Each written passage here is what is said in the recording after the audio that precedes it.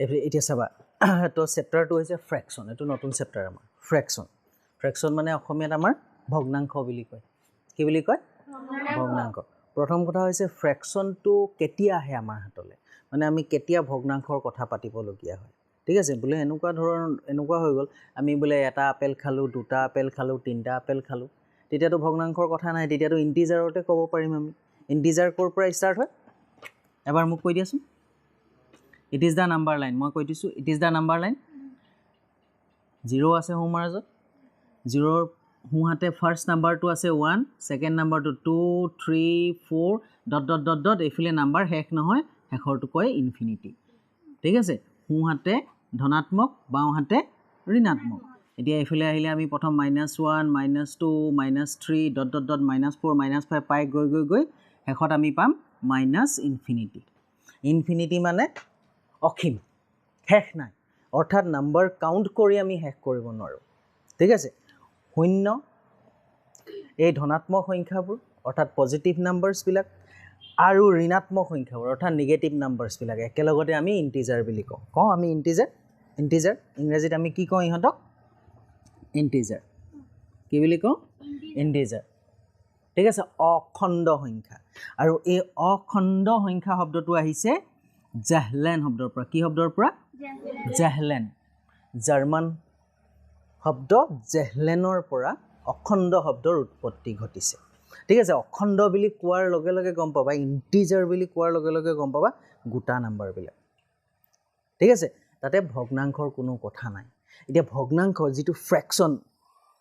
ঠিক আছে এই ফ্ৰেকশ্যনটো কেতিয়া আহে আমাৰ হাতলৈ বা কেতিয়া আমি ফ্ৰেকশ্যনৰ কথা পাতিবলগীয়া হয় যেতিয়া আমি এটা আপেল 10 ভাগ কৰি এভাগ খাম এটা চকলেট 5 ভাগ কৰি দুভাগ খাম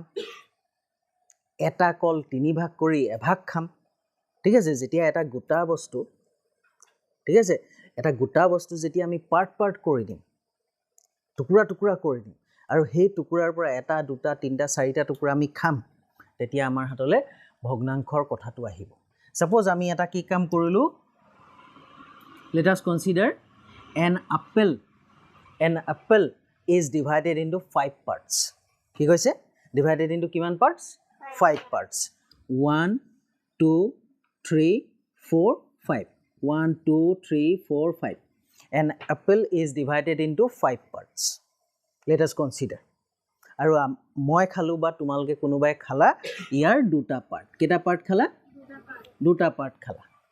এতিয়া এটো যদি ম্যাথমেটিক্যালি মই যদি ল্যাঙ্গুৱেজত ক'বলগীয়া হয় যে মই এনেকৈ কম an apple is divided into 5 parts and I ate 2 of it মই ইয়াৰ দুটা টুকুৰা খালো 2 part of it এনেকৈ কম এটা যদি সেই কথাকাৰ ম্যাথমেটিক্যালি বুজাবলগীয়া হয় ঠিক আছে এটো আমি ম্যাথমেটিক্সৰ ভাষাত যদি বুজাবলগীয়া হয় ঠিক আছে আমি কেনেকৈ কম মই ইয়াৰ 5 ভাগৰ 2 অংশ খালো ইংৰাজীত এটো কেনেকৈ পঢ়ে 2/5 ঠিক আছে কিমান পাৰ্ট খালো মই 2 out of 5 মই 2 পাৰ্ট খালো 5 ভাগৰ 2 ভাগ আমি খালো ঠিক আছে ইয়াৰে 2 টুক কয় নিউমাৰেটৰ কি কয় নিউমাৰেটৰ ওকে অসমীয়াত এটো লব বুলি কয় আৰু 5 টুক কয় ডিনোমিনেটৰ কি কয় ডিনোমিনেটৰ কি কয় ইয়াক কি কয় ডিনোমিনেটৰ মানে হৰ ওকে আছে এতিয়া কথা হৈছে এই নিউমাৰেটৰ আৰু ডিনোমিনেটৰৰ ভ্যালুটোৰ ওপৰত ডিপেন্ড কৰি ফ্ৰেকশ্যনক আমি ভাগ কৰিম কি কৰিম ভাগ কৰিম তো ফ্ৰেকশ্যন কেতিয়া আমাৰ হাতলৈ আহিব কেতিয়া আমি ফ্ৰেকশ্যনৰ কথা পাতিব লাগিব এইটো কথা বুজি পালা সবে ফ্ৰেকশ্যন কেতিয়া আহিব যেতিয়া এটা গোটা বস্তুক আমি পাৰ্ট কৰিম আৰু তাৰ পৰা এটা দুটা তিনটা অংশ কিবা এটা অংশ আমি খাম then fraction comes to the picture হৈ গ'ল এতিয়া ফ্ৰেকশ্যনৰ পাৰ্টবিলাক চাবা ফ্ৰেকশ্যন নৰ্মেলি তিনটা ভাগত ভগাইছে কেটা ভাগত ভগাইছে তিনটা ভাগত ফাৰ্স্ট পাৰ্ট প্ৰপাৰ ফ্ৰেকশ্যন কি কয় proper fraction second one improper fraction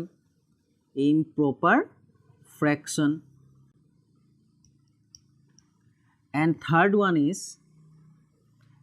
one is called mixed fraction কি বুলি কয় mixed fraction অসমীয়াত এটো কি বুলি কয় প্ৰপাৰ ফ্ৰেকশ্যনক প্ৰকৃত ভগ্নাংশ অপ্ৰকৃত ভগ্নাংশ আৰু মিশ্ৰ ভগ্নাংশ তো প্ৰপাৰ ফ্ৰেকশ্যনৰ ডেফিনেশ্যনটো কেনেকুৱা ইয়াতে denominator is greater than numerator denominator is greater than numerator example let 3/5 2/7 3/10 these are the examples of proper fraction so improper fraction here numerator is less than denominator so yate example to kenukwa hobo bole 5/2 okay next one 3/2 7/3 these are the examples of improper fraction next one mixed fraction ঠিক আছে mixed fraction is an another form of improper fraction mixed fraction improper fraction ore eta hoise form eta root যেটো মিশ্র ভগ্নাংশ হেতু অপ্রকৃত ভগ্নাংশৰে হৈছে এটা ৰূপ clear আছে তো এতিয়া মিক্সড ফ্ৰেকশনত কি থাকিব ধৰিলোৱা ইট ইজ ইম্প্ৰপাৰ 5/2 ঠিক আছে ইয়াৰে এটা ফৰ্ম ইয়াৰে এটা ৰূপ হৈছে mixed fraction means improper fraction can be converted into mixed fraction অপ্ৰকৃত ভগ্নাংশটোক আমি মিশ্ৰ ভগ্নাংশলৈ লৈ যাব পাৰো নিব পাৰো নে ইজিলি লৈ যাব পাৰো কেনেকৈ নিম এতিয়া চোৱা যেতিয়া 5/2 আছে তেতিয়া 2 ৰে মই পাছক হৰণ কৰিম কেনেকৈ কৰিম 2 ৰে মই পাছক হৰণ কৰিলো 2 2 4 বাকি কিমান থাকিলে 1 থাকিলে এটা 2 লিখিম কেনেকৈ লিখিম ভাগফল কিমান পালো 2 কোচেন্ট ভাগফল মানে ইংৰাজীত কোচেন্ট কিমান পালো 2 আৰু ইয়াতে ডিনমিনেটৰ কিমান আছে 2 ডিনমিনেটৰটো সদায় ভাজক হয় কি হয় ভাজক হয় ডিনমিনেটৰটো সদায় কি হয় ভাজক ডিভিজৰ বুলি কয় কি বুলি কয় ডিভিজৰ ঠিক আছে তো ইয়াতে ডিনমিনেটৰ সদায় ভাজকটো হ'বই অৰ্থাৎ ডিনমিনেটৰ ইয়াত 2 আছে 2 হ'বই ডিনমিনেটৰ তাৰ পিছত ইয়াতে নিউমাৰেটৰত কি আহিব যেটো ভাগশেষ ৰিমাইন্ডাৰ যেটো ৰিমাইন্ডাৰ থাকি গল হেতু ভাগশেষত আহিব ঠিক আছে ওকে আছে কিবা প্ৰবলেম আছে ইয়াতে এতিয়া চোৱা তোমালোকে একবাৰ চোৱা মিক্সড ফ্ৰেকশনত কি আছে এটা ইন্টিজাৰ থাকে নে নাথাকে এটা ইন্টিজাৰ থাকে along with a proper fraction mixed ফ্ৰেকশনত মিশ্ৰ ভগ্নাংশত কি থাকিব এটা অখণ্ড সংখ্যা থাকিব তাৰ লগত এটা কি থাকিব প্ৰকৃত ভগ্নাংশ এটা থাকিব ক্লিয়াৰ আছে ইয়াৰ পিছত চাবা সৰু এটা কথা এতিয়া suppose 2 3 4 10 11 these are also fraction ঠিক আছে these are also fraction ইহতকো আমি ভগ্নাংশ বুলি ক'ব পাৰো এতিয়া ভগ্নাংশ বুলি যদি ক'ব পাৰো কিয় ক'ব পাৰো why we can say 2 3 4 10 11 are fraction যদি ক'ব পাৰোৱে জিনবা ইহত প্ৰপাৰ কম ইম্প্ৰপাৰ কম নে মিক্সড কম এতিয়া চাবা দেই 2 টুক মই 2/1 লিখিব পাৰিম সো 2/1 হৈ যোৱাৰ লগে লগে নিউমাৰেটৰটো ডাঙৰ হৈ গল ডাঙৰ হৈ যোৱাৰ লগে লগে কি ফ্ৰেকশন হ'ব ইম্প্ৰপাৰ ফ্ৰেকশন কি ফ্ৰেকশন ইম্প্ৰপাৰ ফ্ৰেকশন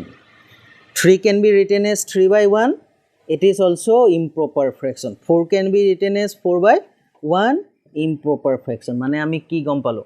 all the integers are improper fraction মানে আমি কি গম পালো all the integers are improper fraction কি কৈছে সকলো বিলাক অখণ্ড সংখ্যাক আমি অপ্ৰকৃত ভগ্নাংশ বুলি ক'ব পাৰো কিবা অসুবিধা আছে ইয়াতে